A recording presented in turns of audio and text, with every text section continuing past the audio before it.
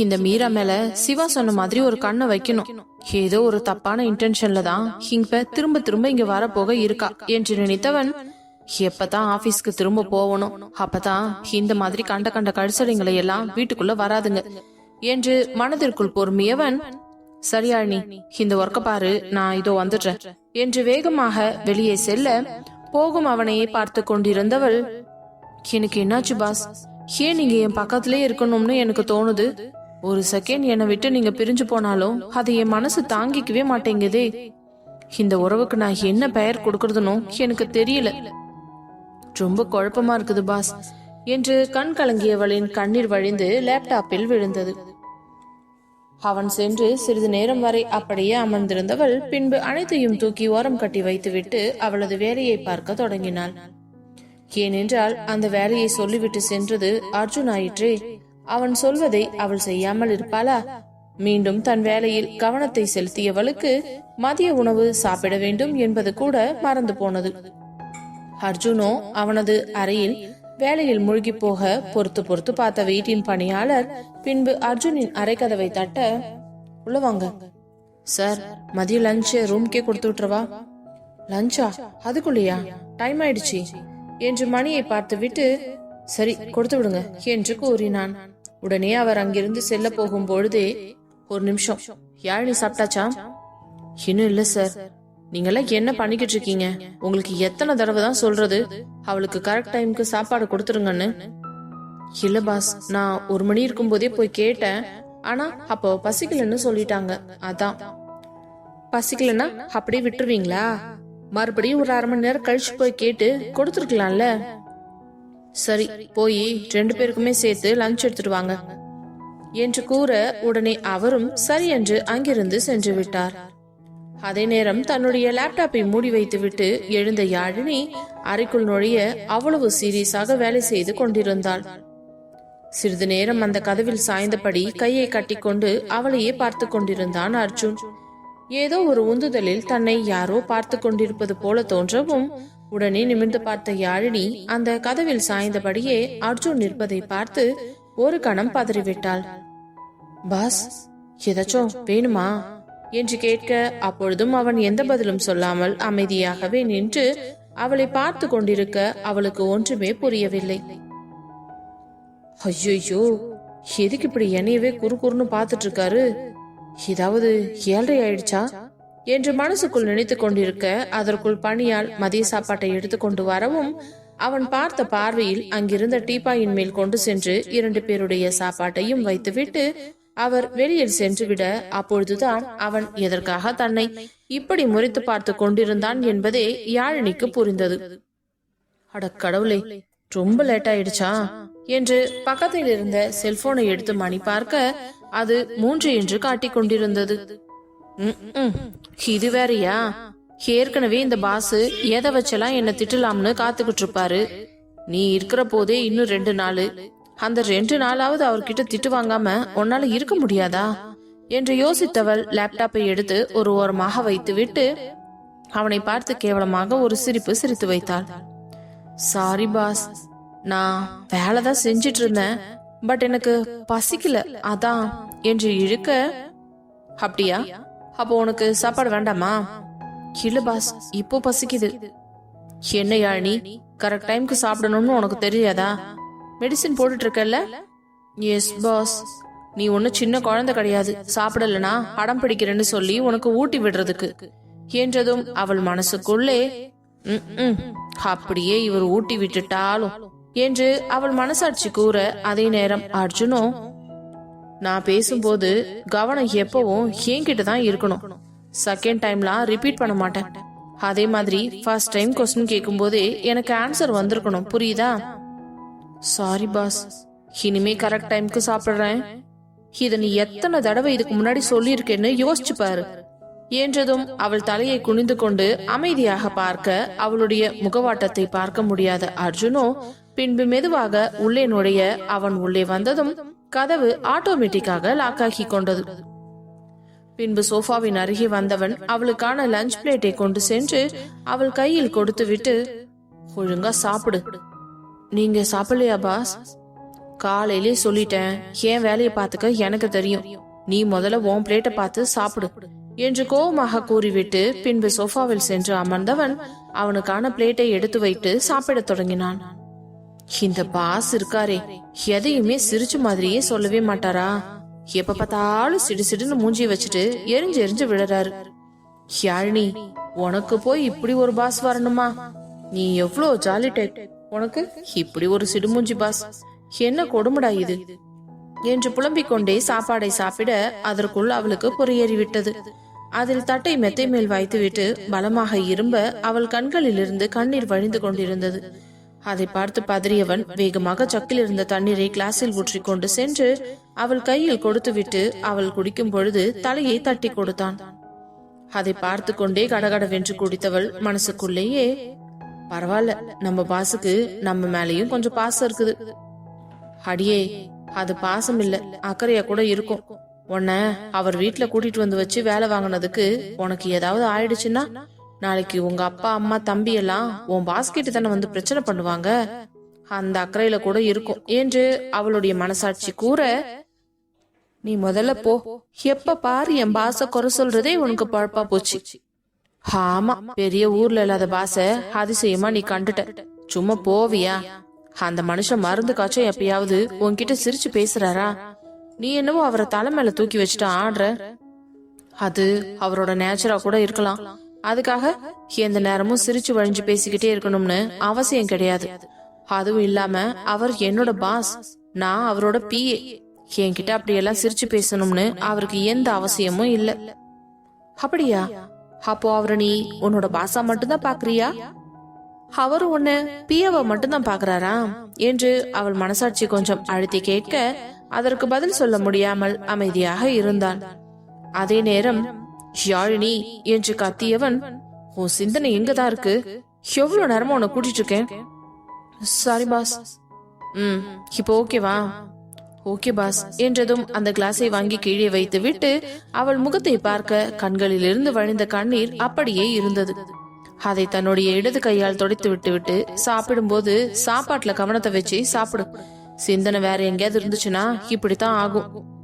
இல்ல பாஸ், எங்க அம்மா சொல்லுவாங்க, இந்த மாதிரி பொறையேறும்போது நம்மள யாராவது நினைப்பாங்க இல்ல திட்டுவாங்க அப்படின்னு சொல்லுவாங்க.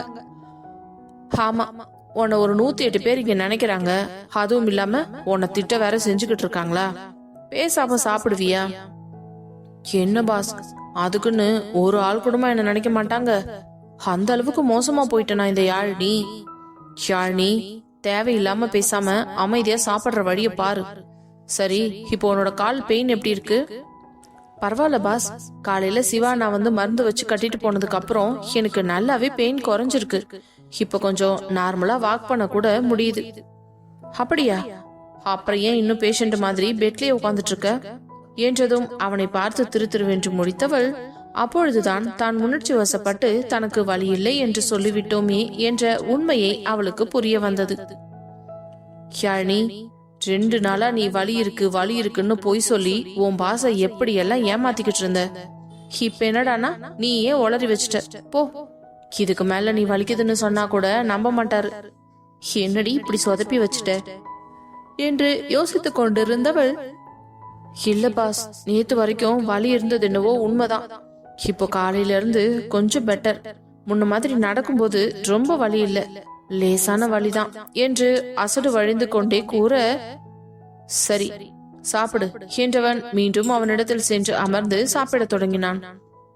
அவனையே பார்த்து கொண்டு சாப்பிட்டவளிடம், என் மூஞ்சில் என்ன சினிமா படமா காட்டுறாங்க, ஒழுங்கா உன் தட்டை பார்த்து சாப்பிடு என்று கர்ஜிக்க, அட கடவுளே, இவரு சாப்பாடு தட்டு தானே பார்த்து சாப்பிட்டுட்டு இருந்தாரு, பின்ன நான் பார்த்தது எப்படி இவருக்கு தெரியும்? இவருக்கு எல்லா பக்கமும் கண்ணு இருக்கும் போலயே, ஆண்டவா என்று பயந்தவள் கடகடவென்று அவளது சாப்பாட்டை சாப்பிட்டு முடிக்க அவனும் சாப்பிட்டு விட்டு கையை கழுவியவன், நான் கொடுத்த ஒர்க்கு எந்த அளவுல இருக்கு, பினிஷ் பண்ணிட்டியா? பாஸ், பினிஷ் பண்ணிட்டேன் என்று அவளுடைய லேப்டாப்பை எடுத்து அவன் கையில் கொடுக்க அதை வாங்கி பார்த்தவன், ஓகே, இதுக்கு மேல நீ ரெஸ்ட் எடுத்துக்கோ, அப்புறம் எப்ப நீ வீட்டுக்கு கிளம்புற என்று அவன் யதார்த்தமாகத்தான் கேட்டான். ஆனால் யாழினி முகமோ அப்படியே வாடிவிட்டது. நொடியில் அவள் முகம் போன போக்கை பார்த்தவனுக்கு உள்ளுக்குள் ஒரு சின்ன மகிழ்ச்சி இருந்தாலும் அதை வெளிக்காட்டி கொள்ளாமல், என்ன ஒவ்வொன்னையும் 2 வாட்டி கேட்கணுமா உன்கிட்ட? இல்ல பாஸ், நான் காரியம் புடிஞ்சது கிளம்பிடுவேன். நாளன்னைக்கு தானே கருமாதி? ஆமாம் பாஸ், கருமாதி முடிஞ்சு எல்லாரும் கிளம்பும் போதே நானும் கிளம்பிடுவேன். சரி ஓகே, அதுக்கு அடுத்த நாள்ல இருந்து ஆபீஸ்க்கு வந்துருவல்ல? கண்டிப்பா வந்துருவேன் பாஸ் என்று கூறியதும் பின்பு அவன் வெளியே சென்று விட்டான். ஆனால் யாழினியோ அவன் கேட்ட கேள்வியிலிருந்து வெளியில் வரவில்லை. நான் இங்க இருந்து போறத நினைச்சு உங்களுக்கு கொஞ்சம் கூட வருத்தம் இல்லையா பாஸ்? நீங்க எப்பவும் போலதான் இருக்கீங்களா? நான் தான் தேவையில்லாம கண்டதையும் யோசிச்சுட்டு இருக்கனா என்று யோசித்தவளுக்கு அப்பொழுது தான் அவளுடைய மனசாட்சி மீண்டும் வந்து சொல்லியது. நான் தான் சொன்னேன் யாழினி, அவரு எப்பவும் போல நார்மலா தான் இருக்காரு. நீதான் தேவையில்லாம உன் தகுதி தெரியாம அவர் மேலே ஆசையை வளர்த்துக்கிற. இதெல்லாம் கொஞ்சம் கூட சரியில்லை, பாத்துக்க. இல்லனா இப்படித்தான் கடைசியில வருத்தப்பட்டு கண்ணீர் விடணும். நம்ம ரேஞ்சுக்கு என்ன வருமோ அதை மட்டும் நம்ம பாத்துட்டு போகணும். ஒரு இடத்துல நாம வேலை செய்ய வந்துட்டு அந்த முதலாளி மேலேயே ஆசைப்படுறது தப்பு இல்லையா என்று அவள் மனசாட்சி கேள்வி கேட்க அதற்கு பதில் சொல்லும் நிலைமையில் அவள் இல்லை. இதற்கு மேல் இந்த விஷயத்தை பற்றி யோசிக்க கூடாது என்று முடிவெடுத்தவள் வாழ்க்கையை அதன் போக்கில் விட்டுவிட தீர்மானித்தாள். இப்படியே அதற்கு அடுத்து வந்த நாளும் கடகடவென்று சென்றிருக்க யாழினிக்கும் கால்வலி நன்றாகவே குறைந்திருந்ததால் மெதுமெதுவாக அவள் நடக்க தொடங்கியிருந்தாள். 4-5 நாட்கள் கழித்து கீழே இறங்கி வந்தவள் சோஃபாவில் அமர்ந்து தன்னுடைய வேலையை பார்த்து கொண்டிருந்தாள். அர்ஜுனும் அவளுக்கு எதிரே இருந்த சோஃபாவில் அமர்ந்து வேலை பார்த்து கொண்டிருந்தான். அடுத்த நாள் காலை வீட்டில் காரியம் இருக்கும் காரணத்தினால் சிவா முதல் நாளே வந்திருந்தான். ஆபீஸ் வேலையை அமர்ந்து பார்த்து கொண்டிருந்தவளுக்கு திடீரென்று யாரோ வந்து நிற்பது போல தோன்ற உடனே நிமிர்ந்து பார்க்க அங்கு மீரா தனது பெட்டியை தூக்கி கொண்டு வந்திருந்தாள். அதை பார்த்த அர்ஜுனோ அவளை மேலிருந்து கீழாக ஒரு பார்வை பார்க்க யாழினிக்கு வயிற்றில் புளியை கரைப்பதை போல இருந்தது அவள் கையில் இருந்த பெட்டியை பார்ப்பதற்கு. அதற்குள் சிவாவோ, இவ ஏதோ திட்டத்தோட தான் வந்துட்டா என்று மனதில் நினைக்க அர்ஜுன் அவளையே பார்த்து கொண்டிருந்தான். என்ன அர்ஜுன், உங்க வீட்டுக்கு வந்தா வான்னு கூட கூப்பிட மாட்டியா? உனக்கு பல தடவை சொல்லியிருக்கேன், ஆனா நீ திரும்ப திரும்ப வந்துகிட்டு தான் இருக்க. இப்போ வான்னு சொல்லணும்னா மட்டும் நீ வராம திரும்ப போயிடுவா போற? அப்படி நீ போற மாதிரி இருந்துச்சுன்னா உன்னை எந்த காலத்திலயும் நான் வான்னு சொல்லவே மாட்டேன். ரொம்ப சந்தோஷமா அமைதியா இருப்ப என்று கேப் கிடைக்கும் பொழுதெல்லாம் அவளை அவமானப்படுத்தி கொண்டிருந்தான். அதே நேரம் பெட்டியை கொண்டு வந்து நடுஹாலில் வைத்தவள் வேகமாக வந்து அர்ஜுனின் அருகே அவனை உரசியபடி அமர்ந்து அவன் கைமேல் தன் கையை வைத்து, என்ன அர்ஜுன், அங்கிளுக்கு நாளைக்கு காலையில வீட்டுல விசேஷம் வச்சிருக்கோம் இல்லையா, அதுக்காக தான் நான் இருந்தா கொஞ்சம் கூடமாட ஹெல்ப் பண்ணலாம்னு வந்தேன். எதே விசேஷம் வச்சிருக்கோமா? நாளைக்கு பண்ண போறது விசேஷம் இல்ல, கருமாதி. அது கூட தெரியாம பெட்டி தூக்கிட்டு வந்துட்டியா என்றதும் அவனை பார்த்து திருத்திருவென்று முடித்தவள், இது கூட தெரியாம வந்து இப்படி அர்ஜுன் கிட்ட அசிங்கப்பட்டுட்டேனே என்று நினைத்து கொண்டிருக்க பின்பு மெதுவாக அவன் தோளில் சாய்ந்து, என்ன அர்ஜுன், எனக்கு இதெல்லாம் தெரியாதுல்ல, நீ இதை எல்லாம் சொல்லி தரணும் என்று அவள் கொஞ்சியபடி பேச அதை பார்த்த யாழினிக்கு இதற்கு மேல் அங்கு இருக்க முடியாது என்று தோன்றியது. ஏனென்றால் அவள் மனதுக்கு இதையெல்லாம் பார்க்கும் சக்தி துளி கூட கிடையாது. அதை சிவாவும் நன்றாகவே உணர்ந்து கொண்டான். ஆனால் அர்ஜுன் ஏன் இப்படி அமைதியாக இருக்கிறான் என்று புரியாமல் அவனை கேள்வியுடன் பார்க்க யாழினியின் கண்களோ கலங்கிய வேகத்தில் அதை உள்ளே இழுத்து கொண்டவள் அங்கிருந்து வேகமாக எழுந்து நகர பார்க்க, அதே நேரம் அர்ஜுனோ அவனுடைய சோஃபாவில் இருந்து வேகமாக எழுந்தவன் யாழினி அருகே வந்து அவள் கையை பிடித்து சோஃபாவில் அமர வைத்து அவனும் அவள் அருகேயே அமர்ந்து கொண்டு தன்னுடைய வேலையை தொடங்கினான். அவனின் இந்த செயலில் உள்ளுக்குள் மகிழ்ந்த யாழினிக்கு ரெக்கை இல்லாமல் வானத்தில் பறப்பது போன்ற ஒரு மகிழ்ச்சி வந்தது. உடனே சிவாவோ, இருக்கு, கன்ஃபார்மா ஏதோ இருக்குன்னு எனக்கு நல்லா தெரிஞ்சு போச்சு. ஆனா இந்த அர்ஜுன் பையன் கிட்ட கேட்டா அப்படியெல்லாம் ஒண்ணுமே இல்லைன்னு கதை விடுவான். இதெல்லாம் இனிமே நம்பிக்கிட்டு இருக்கிறதுக்கு நான் ஒன்னும் முட்டாள் இல்ல. எனக்கு ஒரு விஷயம் நல்லா புரிஞ்சு போச்சு. இனி எந்த காலத்திலயும் யாருக்காகவும் யாழினிய விட்டு கொடுக்க மாட்டான். அப்பா, எப்படியோ என் நண்பனோட வாழ்க்கையில ஒரு நல்லது நடந்தா சரி. என்று நினைத்தவன் அப்படியே மீராவை திரும்பி பார்க்க, இப்படி சுத்தி சாத்தானுங்களா இருந்தா எப்படி அவன் வாழ்க்கையில நல்லா இருப்பான் என்று யோசித்துக் கொண்டிருக்க, அதே நேரம் மீராவோ அவன் தன்னை உதறிவிட்டு யாழினி அருகில் சென்று அமர்ந்ததை பார்த்து முறைத்துக் கொண்டிருந்தாள். யாழினியும் சேர்த்துதான். அப்பொழுது சிவா அமைதியாக இல்லாமல், என்ன மீரா, எதுக்கு இப்ப என் தங்கச்சிய முறைச்சு பாக்குற? எது தங்கச்சியா? ஆமா, உனக்கு விஷயமே தெரியாதா? இதோ இந்த யாழினிதான் என்னோட தங்கச்சி. அப்படித்தானே தங்கச்சிமா என்றதும் உடனே அவளும், ஆமா சிவானா என்று கூற, மீராவிற்கு அப்படியே பச்சை மிளகாயை அரைத்து உடல் முழுவதும் பூசியது போல எரிந்தது. எப்படித்தான் எல்லாரையும் பேசி கரெக்ட் பண்ணிடுறாளோ. இந்த சிவாவை எவ்வளவு வருஷமா பாத்துட்டு இருக்கோம். ஒரு நாளாவது எனக்கு சப்போர்ட் பண்ற மாதிரி பேசி இருப்பானா? எங்கிருந்தோ வந்த யாழினி தங்கச்சியாமா. இவங்க அண்ணன் தங்கச்சி பாசத்துல தீய வைக்க என்று மனசுக்குள் புலம்பியவள் மீண்டும் அர்ஜுனை பார்த்து, அர்ஜுன், எனக்கு இங்க ஏதாச்சும் ரூம் அரேஞ்ச் பண்ண சொல்லு என்று மீரா கூற, நாளைக்கு நடக்கிற காரியத்துக்கு இன்னைக்கு காலையிலே எதுக்கு பெட்டியை தூக்கிட்டு இப்ப கிளம்பி வந்திருக்க? அதுவும் இல்லாம இது என்ன ஹோட்டலா? நீ பாட்டு வந்த நேரத்துல எல்லாம் உனக்கு ரூம் அரேஞ்ச் பண்ணி கொடுக்கறதுக்கு? என்ன அர்ஜுன், இன்னைக்கு ஒரு நாள் தான் நான் இங்க இருக்க போறேன். அதுக்கப்புறம் நாளைக்கு காரியம் முடிஞ்சதும் கிளம்பி போக போறேன். அதுக்கு இன்னைக்கு ஒரு நாள் நைட் மட்டும் இங்க ஸ்டே பண்ணிக்கிறனே ப்ளீஸ் என்று கெஞ்ச, அர்ஜுனும் அதெல்லாம் முடியாது, அப்படியெல்லாம் இங்க யாரையும் தேவையில்லாமலாம் தங்க வைக்க முடியாது என்று கூற, அதே நேரம் யாழினி, பாஸ் இவ்வளவு தூரம் பெட்டி எல்லாம் எடுத்துட்டு வந்துட்டாங்க, இதுக்கப்புறம் போன்னு சொல்லி திருப்பி சொல்லி அனுப்பிச்சா அது நல்லா இருக்காது பாஸ். இன்னைக்கு ஒரு நாள் தானே, இங்கேயே ஸ்டே பண்ணிக்கிட்டுமே என்று கூற, அவளை ஆழமாக ஒரு பார்வை பார்த்தவன், ஓகே நீ சொல்லிட்டல்ல, அப்புறம் இதுக்கு மேல என்ன பேச்சு என்று மீண்டும் தன் வேலையை பார்க்க மீராவிற்கு அவமானமாக இருந்தது. போயும் போயும் இந்த யாழினி சிபாரிசுலையா நான் இங்க இருக்கணும் என்று கோபமாக இருக்க, அதே நேரம் அவள் மனசாட்சியோ, இப்போதைக்கு இந்த ஈகோவெல்லாம் பாத்தீனா அர்ஜுன உன் வழிக்கு கொண்டு வர முடியாது. இன்னைக்கு ஒரு நைட் இருக்குல்ல, நல்ல சான்ஸ். முடிஞ்ச வரைக்கும் அவன் கூடவே நெருங்கி பழகி எப்படியாவது அவனை உன்னை விட்டு போக முடியாத அளவுக்கு ஏதாச்சும் பண்ணு.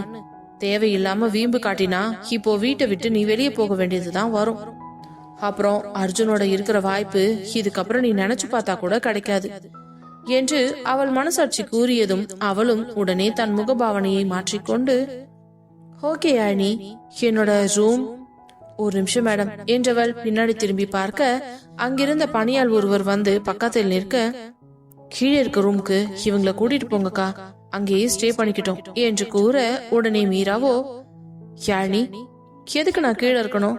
அர்ஜுன் மேல தானே இருக்கான், அப்ப நானும் மேலேயே தங்கிக்கிறேனே. இல்ல மேடம், மேல இருக்க ரூம்ல நான் ஸ்டே பண்ணிருக்கேன். ஒன்னும் ப்ராப்ளம் இல்ல, நீ கீழே ஷிஃப்ட் ஆயிக்கோ, நான் மேல ஷிஃப்ட் ஆயிக்கிறேன் என்றதும் அர்ஜுன் அவளை எரித்து விடுவது போல பார்த்தவன், இங்க பாரு, உனக்கு இஷ்டமா இருந்தா கீழே இருக்க ரூம்ல இரு, அதை விட்டுட்டு யாழினி ரூமை சேஞ்ச் பண்றதுக்கு உனக்கு எந்த ரைட்ஸும் கிடையாது. அவளுக்கு அந்த ரூமை நான் தான் சூஸ் பண்ணிருக்கேன். இப்போ நீ கிளம்புறியா என்றதும் வேறு வழி இல்லாமல், இட்ஸ் ஓகே அர்ஜுன், ரூம்ல என்ன இருக்கு, பரவாயில்ல, நான் கீழே இருந்துக்கிறேன் என்று கூறிவிட்டு செல்ல, அதே நேரம் சிவாவோ, மேடம் உங்க ரூமுக்கு பக்கத்து ரூம் தான் என்னோட ரூம், ஏதாவது எமர்ஜென்சினா என்ன கூப்பிடுங்க, தாராளமா நான் வந்து உங்களுக்கு ஹெல்ப் பண்றேன் சரியா என்றதும் அவனை கேவலமாக ஒரு பார்வை பார்த்து விட்டு சென்று விட்டாள். அதே நேரம் அவனை முறித்து பார்த்த அர்ஜுனும் தூ என்று துப்பிவிட்டு அவனுடைய வேலையை செய்ய, இந்த மீராவால அர்ஜுன் கிட்ட நான் தேவையில்லாம அசிங்கப்பட்டுட்டேன், அவளை அசிங்கப்படுத்த போய் நான் டொக்கு வாங்கினதுதான் மிச்சம் என்று மனதுக்குள்ளே நினைத்து கொண்டான். அதே நேரம் அறைக்குள் சென்ற மீராவோ, இந்த சிவா இன்னைக்கே வந்திருப்பான்னு தெரிஞ்சிருந்தா வேற யாராவது எதையாவது யோசிச்சு பிளான் பண்ணிருக்கலாம். இவன் பேசுறத பார்த்தா யாழினிக்கு முழு நேர பாதுகாப்பா நிப்பான் போல இருக்கே.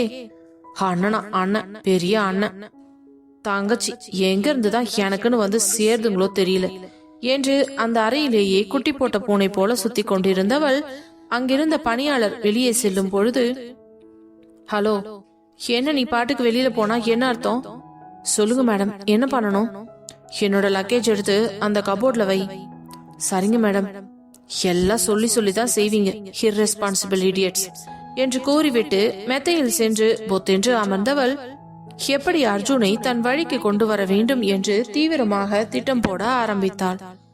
அதை பார்த்த அந்த பணியாளருக்கோ நன்றாகவே புரிந்துவிட்டது, இவள் ஏதோ திட்டம் தீட்டிக் கொண்டிருக்கிறாள் என்று. வேகமாக அந்த பொருட்களை எல்லாம் அடுக்கி வைத்தவர் மீண்டும் அங்கிருந்து செல்ல போக, அந்த ஹீட்டரை ஆன் பண்ணிட்டு போ என்று காட்டமாக கூற, அவரும் அமைதியாக சென்று ஆன் செய்துவிட்டு, இத கூட எழுந்து போட முடியாது மகாராணியால. யாழினி எவ்வளவு நாள் இந்த வீட்டுல இருக்காப்ல, ஒரு நாள் கூட இப்படி மரியாதை இல்லாம நடந்துகிட்டதே கிடையாது. ச்சே, இவளெல்லாம் என்ன ஜென்மமோ என்று மனதுக்குள் நினைத்து கொண்டே வெளியே சென்று விட்டார். மீராவும் அரை மணி நேரத்திற்கு ஒரு முறை வெளியே வந்து அர்ஜுனும் யாழினியும் என்ன செய்கிறார்கள் என்று பார்த்து கொண்டிருக்க, அவள் உள்ளே செல்லும் பொழுது எங்கு அமர்ந்திருந்தானோ அதே இடத்தில் தான் அமர்ந்து யாழினியுடன் வேலை பார்த்து கொண்டிருந்தான். இடையிடையே அவனுக்கு தேவையான தண்ணி, ஜூஸ் அனைத்தையும் யாழினிதான் எடுத்து கொண்டு வந்து கொடுத்தாள். அவனும் பல முறை திட்டி பார்த்து விட்டான், இது உன்னுடைய வேலை இல்லை என்று. ஆனால் அவளுக்கு மனசே வரவில்லை. அவன் இப்படி எதுவுமே சாப்பிடாமல் அமர்ந்து வேலை செய்வது அவளுக்கு மிகவும் வருத்தமாக இருந்தது. அவள் ஒரு விஷயத்தையும் அவனுக்காக பார்த்து பார்த்து செய்ததை எல்லாம் பார்த்த மீராவிற்கு பொறாமையாக இருந்தது. இப்படித்தான் அர்ஜுன இவ கரெக்ட் பண்ணி வச்சிருக்காளா? அப்போ ஒரு விஷயமும் அவனுக்கு ஏத்த மாதிரி பார்த்து பார்த்து செஞ்சு பார்த்துக்கிட்டா அப்போ அவனுக்கு என்னையும் ரொம்ப பிடிச்சிரும்னு நினைக்கிறேன் என்று மனசுக்குள் நினைத்தாள். பின்பு தன்னுடைய அறைக்கு சென்று வேறு ஒரு உடையை மாற்றிக்கொண்டு வெளியே வர, சரியாக அது சாப்பாட்டு நேரமாக இருந்தது. பணியாள் வந்து, சார் லஞ்ச் ரெடி, நீங்க சாப்பிட வரீங்களா என்று கேட்டதும் யாழினியை பார்த்தவன், என்ன யாழினி, சாப்பிட்டு வந்து மீதி ஒர்க்க பாத்துக்கலாமா என்று கேட்க, அதற்குள் சிவாவோ, ஆமாண்டா மச்சான், டைம் ஆச்சு பாரு, இதுக்கு மேல சாப்பிடாமலாம் இருக்க கூடாது என்றதும் கேவலமான ஒரு ஜந்துவை பார்ப்பது போல அவனை பார்த்தவன், நீ போய் முதல்ல கொட்டிக்க போ, எப்ப பார்த்தாலும் சாப்பாட பத்தி தான் உனக்கு கவலையே. டே, இவ்வளவு கஷ்டப்பட்டு உழைக்கிறதே இந்த வயிற்றுக்காக தான், அதுக்கு வஞ்சனை பண்ண முடியுமா? உன்னை யாரும் வஞ்சனை பண்ண சொல்லல, நிறைய செஞ்சு வச்சிருப்பாங்க, எடுத்து கொட்டி சாப்பிடு. போடா, உனக்கு பொறாம என்றவன் எழுந்து வேகமாக செல்ல, அதற்குள் யாழினியை பார்த்தவன், சொன்னதா வருவியா? நோ பாஸ் என்றவள் லேப்டாப்பை எடுத்து க்ளோஸ் செய்து விட்டு வேகமாக எழுந்திருக்க, அர்ஜுனோ அங்கிருந்த வாஷ்பேஷனில் சென்று கையை கழுவி விட்டு வந்து ஒரு சேரில் அமர, அதே நேரம் யாழினியும் கையை கழுவி விட்டு வந்தாள். அதற்குள் அர்ஜுனின் இடது பக்கம் சிவா அமர்ந்திருக்க, அறைக்குள் இருந்து வேகமாக வந்த மீராவோ அர்ஜுனின் வலப்பக்கம் இருந்த சேரில் வந்து அமர்ந்து கொண்டாள். கையை கழுவி விட்டு திரும்பிய யாழினிக்கு அதை பார்த்தவுடன் அதிர்ச்சியாகி போனது. எப்பொழுதும் அவள்தான் அவன் பக்கத்தில் அமர்ந்து சாப்பிடுவாள். இன்று மீரா இருப்பதை அவளால் பார்க்கவே முடியவில்லை. அது யாருக்கு புரிந்ததோ இல்லையோ, சிவாவுக்கு புரிந்தது. ஆனால் அர்ஜுன் அதை பற்றி எதுவுமே கவனிக்கவில்லை. அவன் யாழினியை பார்த்து, இன்னும் எவ்வளவு நேரம் அங்கேயே நின்னுக்கிட்டு இருக்க போற? சாப்பிட்ற மாதிரி ஐடியா இருக்குதா இல்லையா என்றதும் சிவாவின் அருகே அமர்ந்து கொள்ள, தங்கச்சிமா அங்க பாத்தியா, அந்த குரங்கு எப்பவும் நீ உக்கார இடத்துல போய் உக்காந்துக்கிடுச்சு. இருக்கட்டும்னா தங்கச்சிமா, நீ இப்படி அநியாயத்துக்கு நல்லவளா இருந்தினா கடைசியில எல்லாரும் உன்னை ஏறி மிதிச்சுட்டு போயிடுவாங்க. கொஞ்சம் ஜாக்கிரதையா இருந்துக்கோ. எதுக்கண்ணா பாஸ் பக்கத்துல உட்காந்து சாப்பிடணும்னு ஏதாவது அவசியம் இருக்கா என்ன? ஆயிரம் தான் இருந்தாலும் அவர் என்னோட முதலாளி இல்லையா? ரொம்ப கஷ்டம்தான் யாழினி. சரி, நீ சாப்பிடு. உங்களுக்கு ஏதாவது எடுத்து வைக்கட்டுமாண்ணா? இல்லம்மா, நீ சாப்பிடு, அதெல்லாம் அவங்க பாத்துக்குவாங்க என்று கூற, அதே நேரம் அங்கு சர்வ் செய்ய வந்த பணியாளருக்கு மீரா அர்ஜுன் அருகில் அமர்ந்து சாப்பிடுவது, யாழினி 2 சேர் தள்ளி அமர்ந்திருப்பதையும் பார்ப்பதற்கு பிடிக்கவில்லை. பின்பு அனைவருக்கும் சாப்பாடு பரிமாற, ஆனால் யாழினியால் சகஜமாக அந்த சாப்பாட்டினை எடுத்து சாப்பிட முடியவில்லை. அவள் தொண்டைக்குள் சாப்பாடு இறங்கவே மாட்டேன் என்றது போல இருந்தது.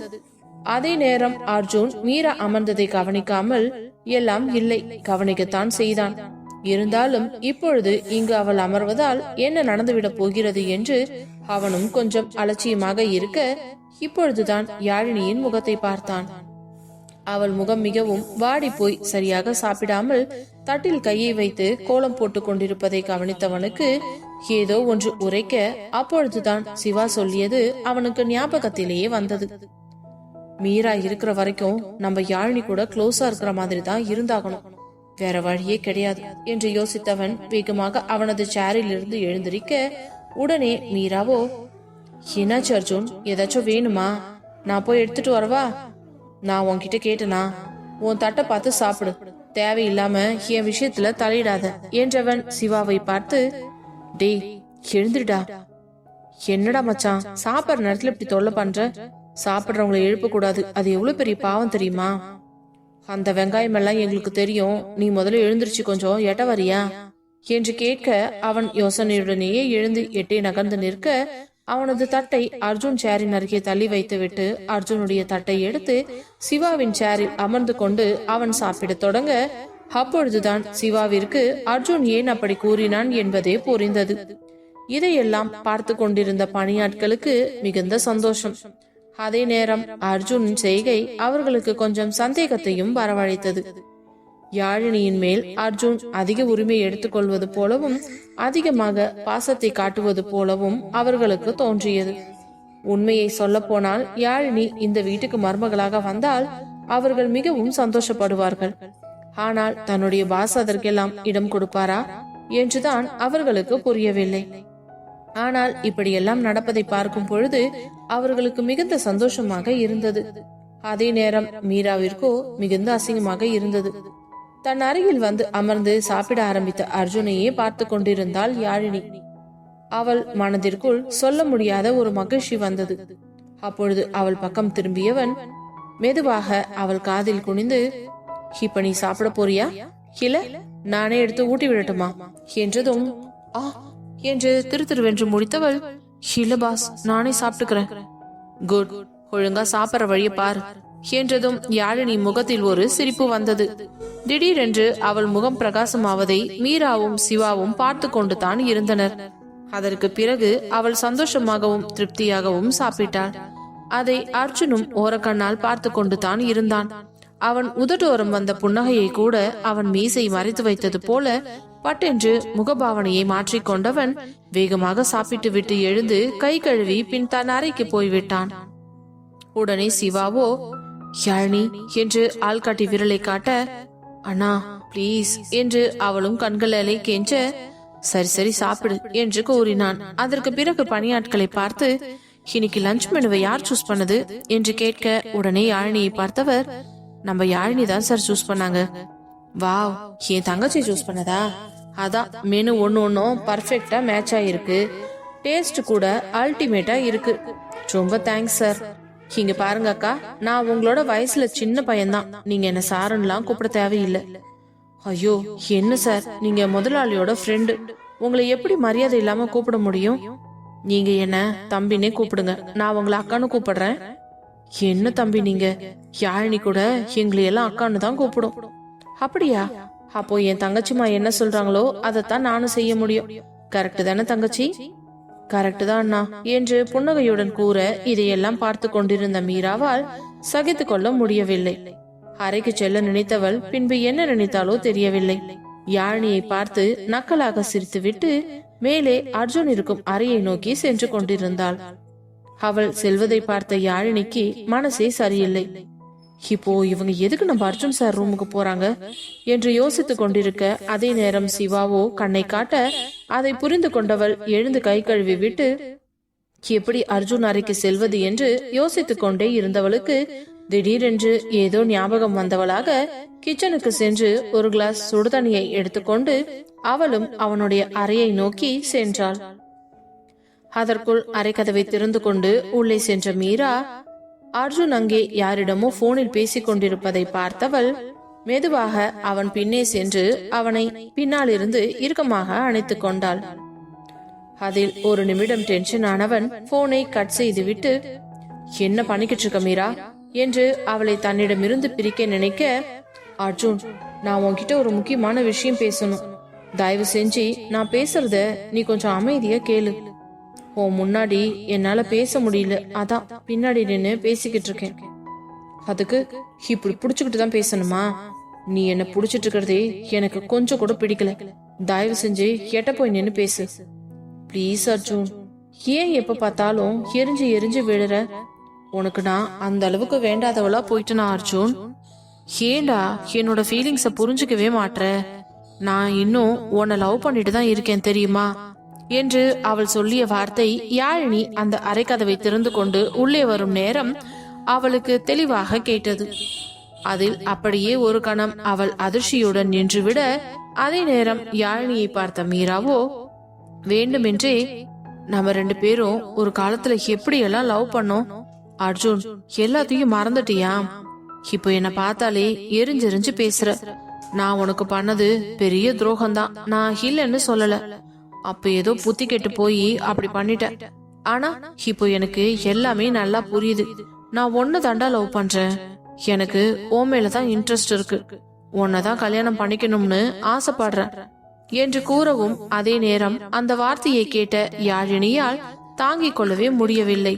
அவள் கண்களிலிருந்து கண்ணீர் வடிய பதட்டத்தில் பட்டென்று கையில் இருந்த கிளாஸை கீழே போட்டுவிட, டம் என்ற சத்தத்தில் அந்த கிளாஸ் கீழே விழுந்து சில்லு சில்லாக உடைந்து போனது. அதில் வேகமாக அவளை தள்ளிவிட்டு விட்டு திரும்பியவன் அங்கே யாழினி கலங்கிய கண்களோடு நின்றிருப்பதை பார்த்தவனுக்கு ஒன்றுமே புரியவில்லை. அதற்குள் மீராவோ, என்ன யாழினி, கொஞ்சமாச்சும் உனக்கு அறிவு இருக்கா? உள்ள வரத்துக்கு முன்னாடி கதவை தட்டிட்டு வரணும்னு தெரியாதா? இப்படிதான் கொஞ்சம் கூட டீசென்சி இல்லாம உள்ள வருவியா என்று அவளை ஏகத்துக்கும் திட்ட, அதில் அர்ஜுனை நிமிர்ந்து பார்த்தவள் எதுவுமே பேசாமல் அழுது கொண்டு அங்கிருந்து ஓடிவிட்டாள்.